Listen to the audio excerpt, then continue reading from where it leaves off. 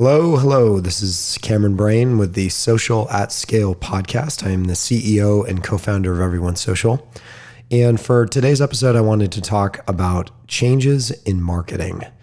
I think marketing has been on a bit of a marathon set of changes. I think a lot of other functions within organizations had a massive shakeup during the pandemic. And I think that was partially felt within marketing, but marketing has a number of other dimensions that in our view have really just been trending towards things being very different than they used to be a few years ago. And there's really three areas. I think there is kind of global data privacy stuff and that's effect on marketing, talking about GDPR, CCPA, et cetera. The second is in-person events and just the effect that pandemics, or rather the pandemic and even our kind of current, economic downturn, the effects of that. And then the third category are paid ads. In particular, I'm talking about digital, especially talking about social. So these are three areas of massive change that I think are having a lot of downward pressure on marketing's ability to deliver results for their organizations using the same tactics and approaches that they've used in years past. So let's talk about these a little bit in detail. Privacy, data privacy, very important thing. We're not moving in the other direction, right? Things are just going to simply become more oriented towards the individual user, protecting the individual user, giving them more control, giving them ownership and portability around their data. And, ultimately these are going to be, these kind of priorities are going to be memorialized in the form of legislation. And, we've already seen this with GDPR. We're going to see this with the California equivalent. There's a whole variety of other things potentially at play, in addition to kind of more localized legislation that's been put in place. And, most marketers, I think, already understand this, but it significantly impacted, in particular, marketing's ability to do things via email. The kind of traditional one-to-many actions that rely on personalized data is a very different thing with GDPR in place. And, I think the important thing is not that like GDPR is here. It has been for a while, and marketers are, aware of the challenges and have been having to deal with them. But the fact is that it's going to become even more constrictive as we go forward. GDPR, additional legislation on top of that, again, is just going to be more and more oriented towards biasing towards the protection of the individual user and their data, and really the effect being limiting the effectiveness of marketing, especially to use a tried and true channel, like at least historically tried and true, like email. Second is in-person events. We have done our fair share of in-person events. We're a relatively small company, especially as compared to many of our clients. Companies spend, historically a ton of money on in-person events. And, this is a little bit of a personal take, but I think on the whole, in-person events are very self-serving towards whoever it is who's making money off of the event itself. The best in-person events I've ever been to are, and when I say I mean us as a company, in terms of like, what was the ROI on the event? They were generally very focused, typically private, like the people who were there was some sort of kind of invite filter or something. You could only be there if you, met XYZ criteria or whatever. And, even then, it wasn't really the most compelling thing. Ultimately we were connecting with people that we already knew.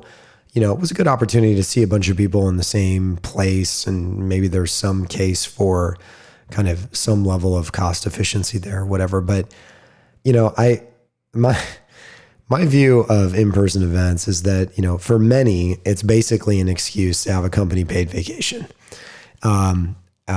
For the vast majority of events that we have participated in, people hand their business cards around, they come by your booth, whatever. How many times has that generated, actual opportunities within a reasonable time frame? Very, very slim. And again, I would welcome input on that point from companies that have just had runaway success, or folks that have had runaway success at in-person physical events. But, the pandemic put a giant pause on that. And we're, to a degree, kind of not out of the pandemic still. And, TBD as far as like when we'll be free and clear, if that ever actually occurs. And, on top of that, now we have macroeconomic factors that are causing companies to really think about, where they're spending money. And I don't think in-person events and travel budgets are going to be, at the bottom of their list in terms of things that they're going to be trimming and cutting. These are things that we haven't been doing basically for the last 2 years. And aside from kind of, the current immediate economic downturn, companies performed very well over the pandemic. In particular, higher growth tech companies, kind of leading industry companies, Fortune 500, on the whole, performed very, very well, not only in terms of shareholder value, but in terms of earnings. And no one was going anywhere. No one was getting together at in-person events. So I think, like many things, the pandemic put a pause on it, but it's also causing many to reflect and question, should we go back to what we used to do? Because there's a big, big price tag associated with that.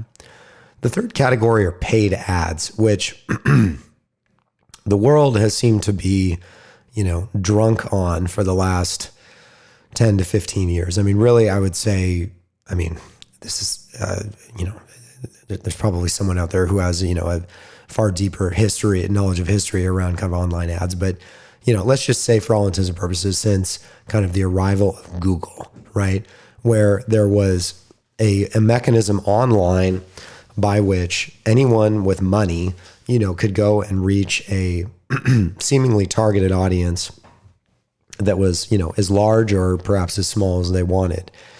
And for marketers, it's kind of catnip, right? It's the opportunity to be seen, to create an impression on the people who you want to create an impression on. And all you need to do is, fill dollars into the machine. Well, in particular with online ads and as a microcosm of online ads, social ads, which companies spent somewhere around like $150 billion just on the social ads alone, just social network ads last year. There's a couple of realities that I think marketers are becoming more savvy to, in particular with, inflation and everything else that's been going on that's kind of, hit the turbo button on some of these challenges. The challenges are, especially in the realm of social ads, there's kind of two rules of thumb. Social ads become more expensive and less effective as time goes on.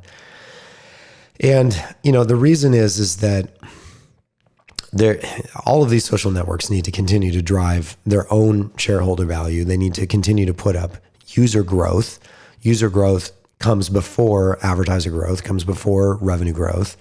And the two need to be balanced. It's a very challenging thing to do. We have some clients in the social media space.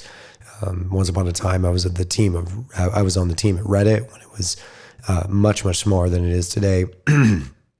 And, the reason that is the case is the social networks will always prioritize content and interactions and engagements from real people, from their users, over brands and sponsors and advertisers.